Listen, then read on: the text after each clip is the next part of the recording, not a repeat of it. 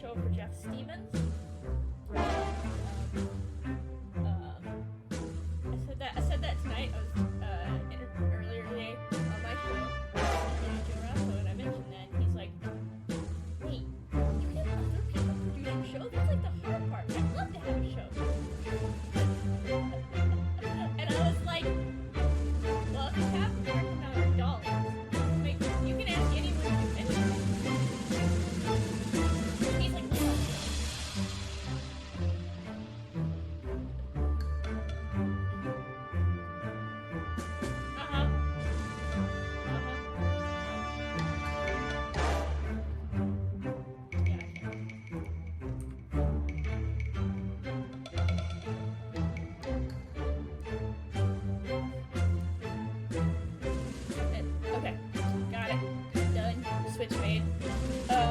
Upcoming show info. That's it. That's all I've got still. It's gonna be 11:13. I don't know. Is there some...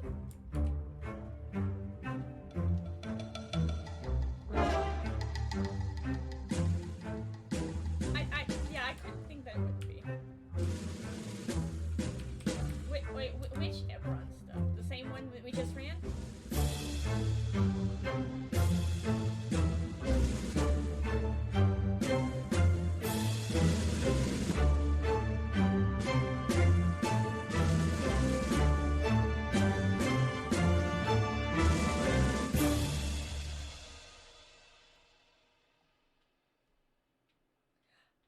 If you go to the Baldman, to the Herald's Guild website, and then to like the DM registration, it's updated, and you can fill it in to DM.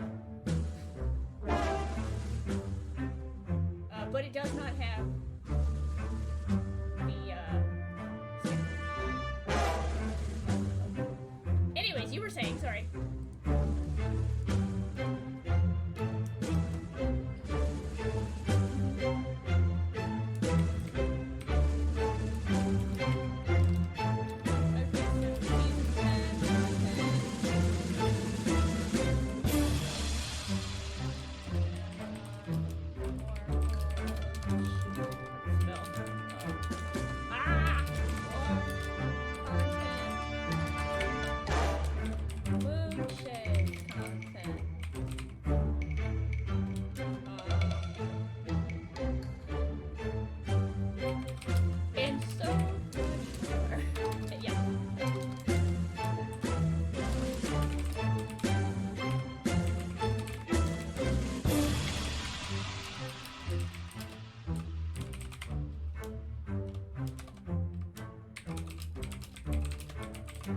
It's just Twitch TV Jenny Loveday. It's my name.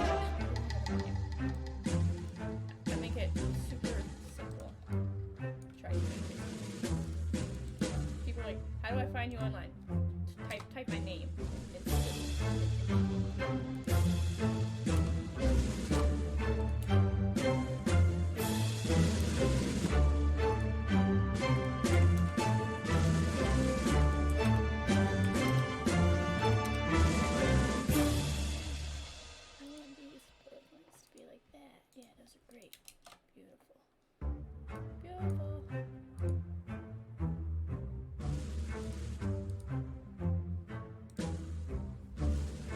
I didn't put any names. I just put season 10 content, new Everon Order 4 content, Moonshae's content, other non-organized play content, and so much more. Just no details, because we don't... It's whatever. I mean, if you want to say that when we're actually talking about it, you can use it. Yeah, there you go. There you go.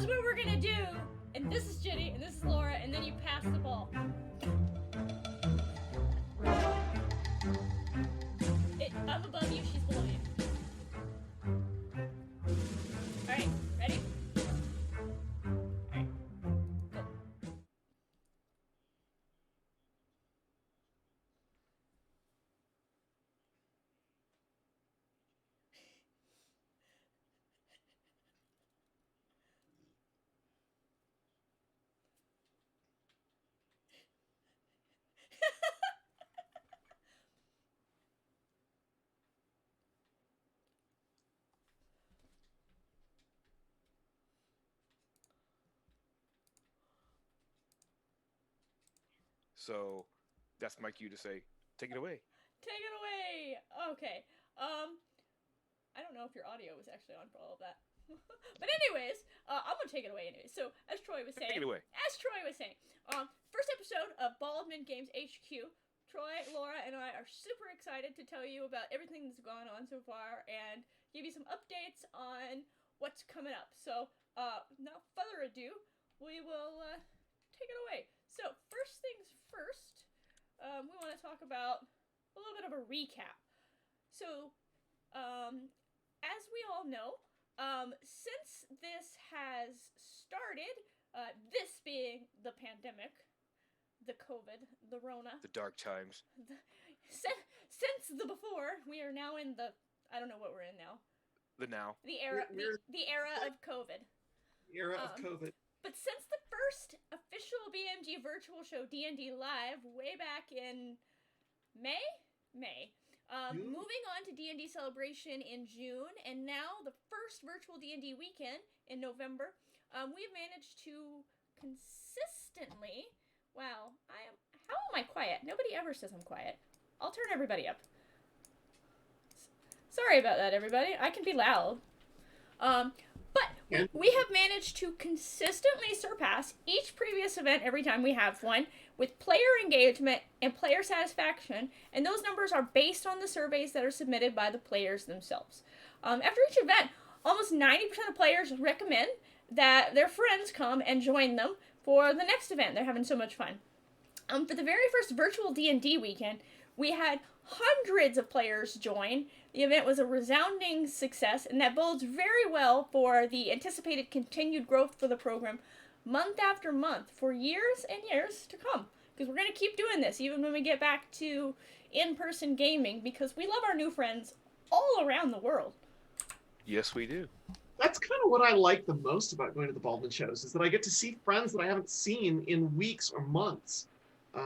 So I'm very excited to be able to see people online all the time.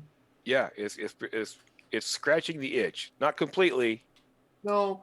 But it's scratching the itch. But it's better than not seeing any of your faces. Yes. Yeah, right. Exactly. So what are virtual weekends? Troy, do you want to...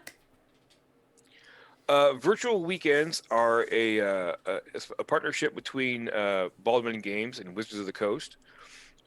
Seeing the success of D&D Live and D&D Celebration and all that, and seeing how it reached so many new people that had never been able to go to a convention before, people that couldn't, that don't get a regular AL fix, or had never had experience with AL, period, could finally join in and see what it's all about and join the big family. And they loved it so much they got this thing off the ground, and now it's like a mini convention every month that we can debut brand new content and keep the season going, even though there's no meat space conventions going on right now.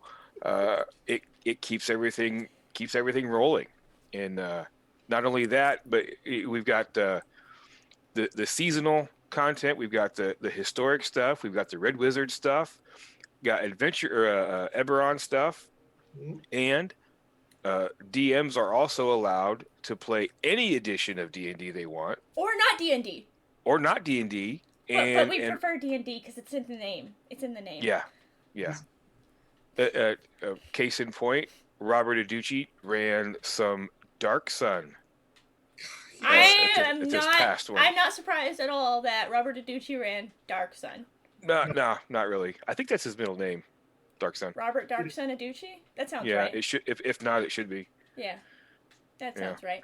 And I'm pretty sure did I read somewhere that he killed at least one person in every session that he ran? He killed one player. He didn't kill a person. He just a character. That's what. Yeah. I was like, Laura, players are people. See, I feel person. Characters are people too. No players were harmed during our virtual D&D weekend that we know of. And if anybody says otherwise, please send all your complaints to mydmsucks@gmail.com. I'm sure that's actually somebody's email. That probably is. As a matter of fact, yes, it is. tons of good game. If you guys have home games, you should sign up on the Yawning Portal site. Yes. Because you can create your own events over there, as far as I understand. Yeah, so actually, yeah, that's a great point. If you want to get a little bit of, I guess, publicity for some D&D stuff that you have ongoing, maybe you've got your sweet, sweet, sweet homebrew world, and you think everyone would love it. Guess what? You could bring it. You gotta Bring it. I'd probably recommend publicizing it, or people won't sign up for it the first time. But after people sign up for it once, it's gonna be great, and every month after that, you got players.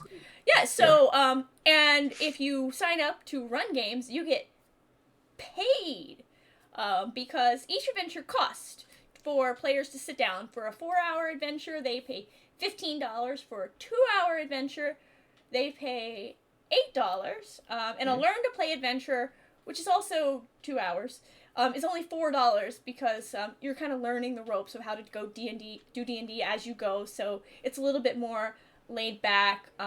In addition to those prices, though, sometimes we have special events like an epic or Dreams of the Red Wizard, which is 6 hours, so it costs a little bit more.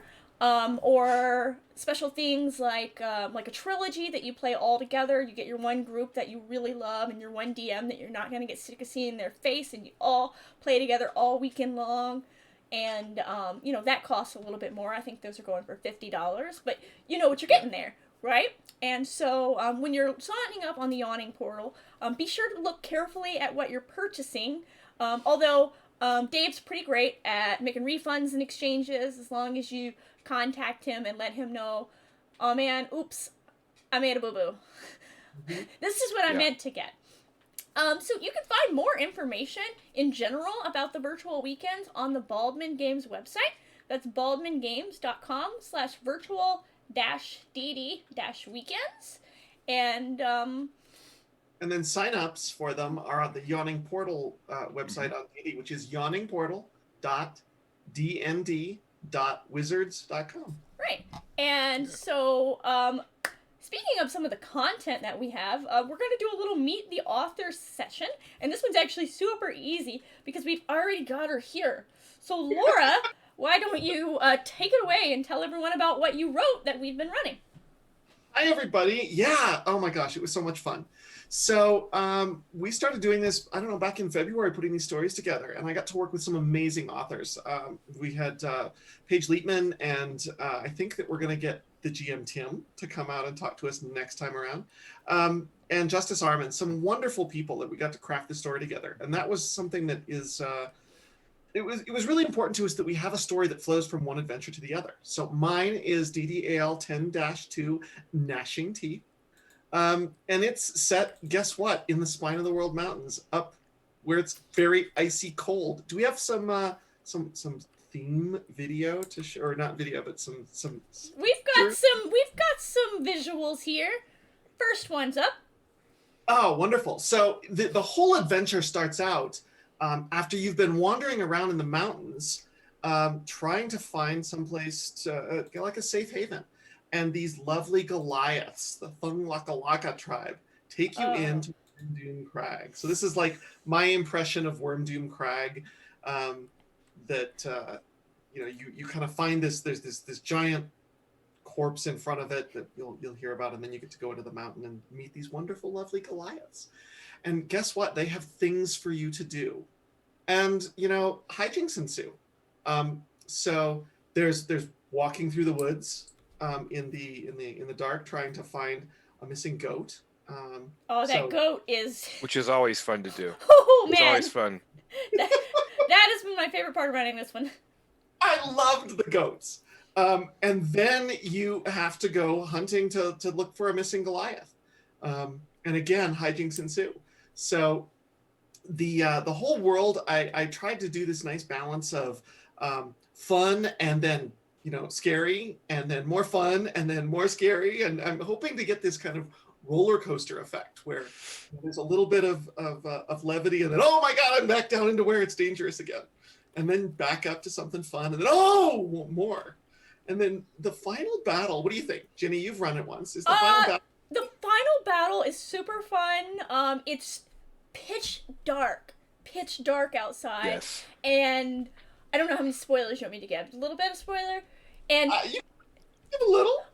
I'm just gonna tell it like Thomas Valley did when he ran it. So he ran it on Roll20 with dynamic lighting, and Yes. you're being attacked by this pack of wild animals, and you can only see so far, and his player has the torch, and the torchlight only goes out this far, and these animals are like leaping in and out from the dark from all sides, and you're just surrounded, and oh boy, it was my players well, they weren't the smartest the first time I ran it. They all separated. The second time, they all huddled together with their backs to each other, which was that was smarter. But yeah, no, it definitely has some real terror there. Oh yeah. I did not TPK. It was close. When they all separated, I almost TPK'd them. To be That's clear, they all ran out into the dark, Yes. alone. Much gnashing of teeth. Alone in the dark. What a way to die. Alone in the dark. Oh, it's great. Cold, alone. Yeah. There's some hard choices in there because grouping up is not necessarily as safe as you might think. So, it's one of these things you're gonna have to decide. There's a couple of different times when you have to decide what you're going to do, how you're going to play out the event, and there's consequences for either way you do it. So I hope you have a ton of fun running it. It's going up on the DM's Guild website in early December. The date that I've heard so far is the 8th, but I can't promise that that's true. But it should be at the 8th, roundabouts. Yeah, right about there. And you can download it and run it. And of course, you can come to the D&D virtual weekend where I'll be running it along with some other folks. We'll scare the crap out of you. Yeah. Yes. So then, speaking of upcoming stuff, Moonshaes, Troy. What do we have upcoming for the Moonshaes? It's The Moonshaes. We've got looks like 8-1, 8-2, and 8-3. The Dawn of Darkening trilogy, with Blood on the Moors, the Debris Saw Strife, and the Grim View of Farview. And those are coming to the DM's Guild sometime in December. So Yeah. I think actually at the most recent virtual weekend, we were running Moonshae 14? Was it? We have so many Moonshaes now that it's hard to keep track. Oh yeah. There are 20 total Moonshae trilogies in there. That's how much content they've put into this Moonshae campaign. I know that they're working on 17 right now. I've seen what the story plot lines look like up until 20, and I'm very excited how this is all going to wrap up. But there's some wonderful adventures out there. And the way they put together these trilogies, it's one story. When Baldman puts them together, you often have these VIP tracks where a single DM is going to be running all 3 stories. And actually, when you go to a Baldman show, there's a 4th bonus story in there. The special. The specials for the VIP tracks. So you get one story, same players, same DM, you play through the whole trilogy. It's a wonderful way to tell a D&D story. And VIP is maybe a bit of a misnomer because anybody who buys a ticket can play. You don't have to be a special person. Like, I don't know, I was gonna say, for instance, my sister could buy one and play all 4. She's not very special in the D&D world. She's not very special. In the D&D world, I mean, she's special because she's my sister. But she actually doesn't play D&D. That would be special. She should get That would be special. Yeah. So, but my mom does. So. Yeah. Oh, wonderful. Okay, Gaming with Ginny's mom. That's on the list now. It's gonna be a delight. You'll love it. You'll love it. That sounds like a new TV show. She's a little murder jackal. I'm not even kidding. She's murder happy. Oh, that's fantastic. Oh, okay. So, outside of the upcoming Moonshae releases, we have upcoming show very soon. The next virtual D&D weekend is December 11th through 13th. We don't have the exact schedule available publicly yet to announce. It should be up soon, TM. But we're going to have season 10 content, the newest stuff we've got. brand new Eberron Oracle of War content. We're going to have more Moonshae's content. We'll have some historic play content, so that's pre-season 10. We're going to have other non-organized play content. Even orgasnized, probably. I totally know how to spell.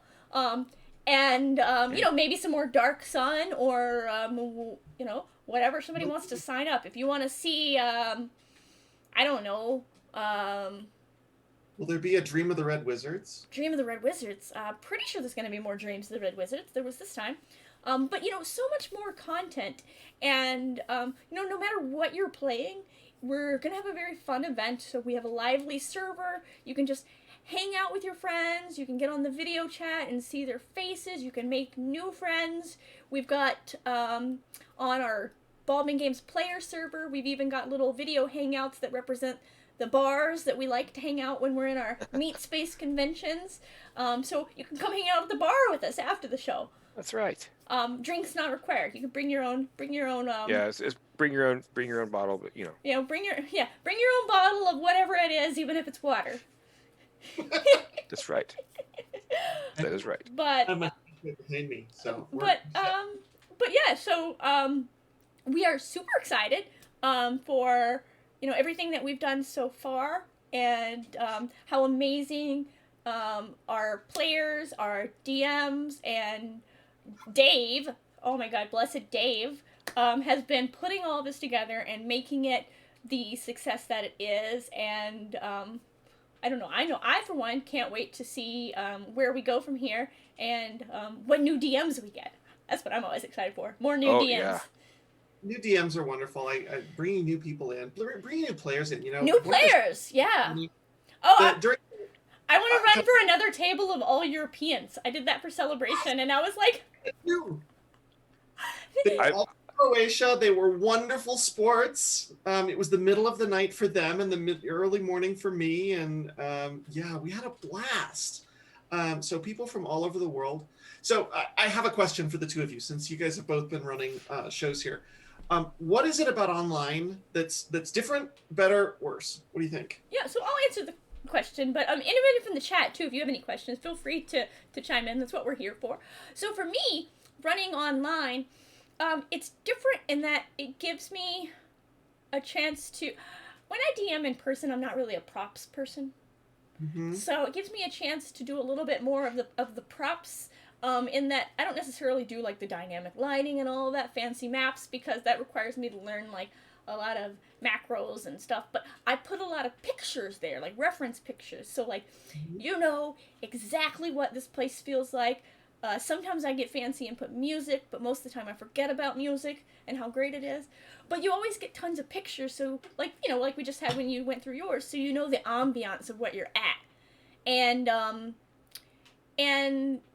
I think it's really just great too, because not only can I do that, which I'm not gonna pass out pictures at a physical convention, but I also can, like you said, play with my new friends from Sweden or the Philippines, or I had 4 people from France. They did not speak a lot of really good English, but it was good enough to play D&D. So Joe Rasso, has there been any luck converting epics into online? Oh my goodness, yes. Oh, surprisingly so.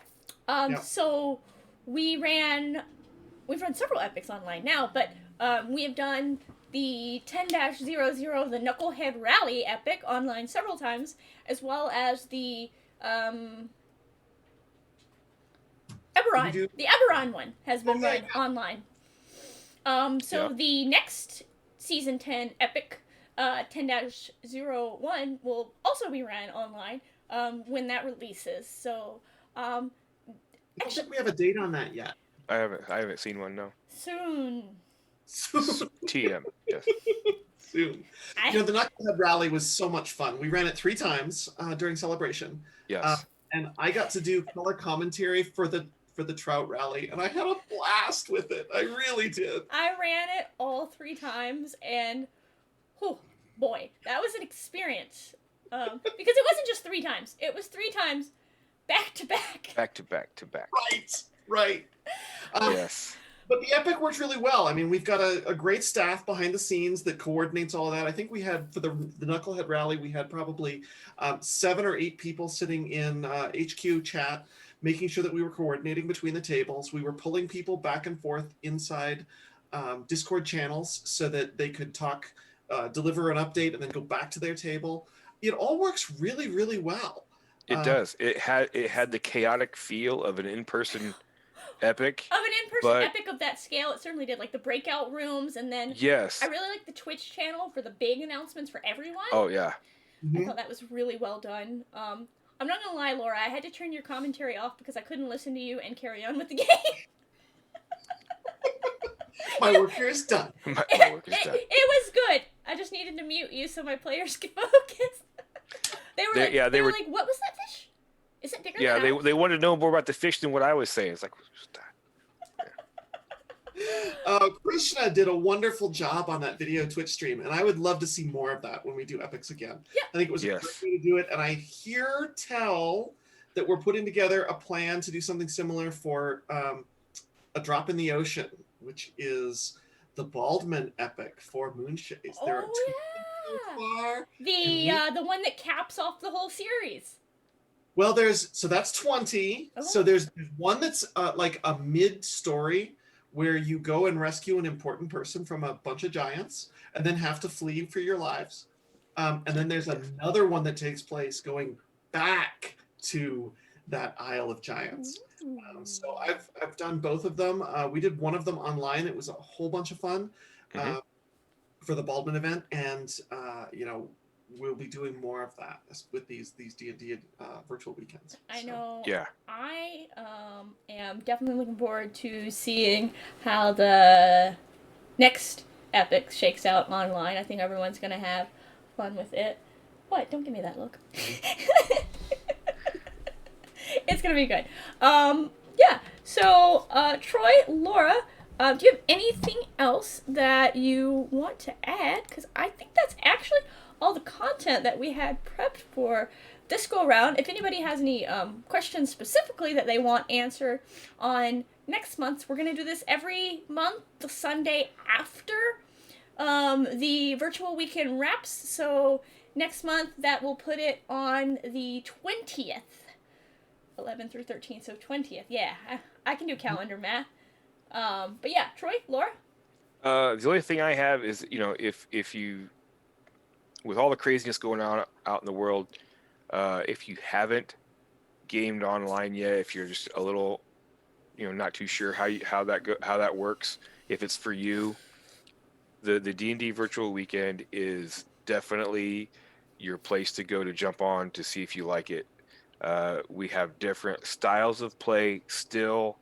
We have different, we use Roll20, we use Fantasy Grounds, we use just Discord, we use Zoom.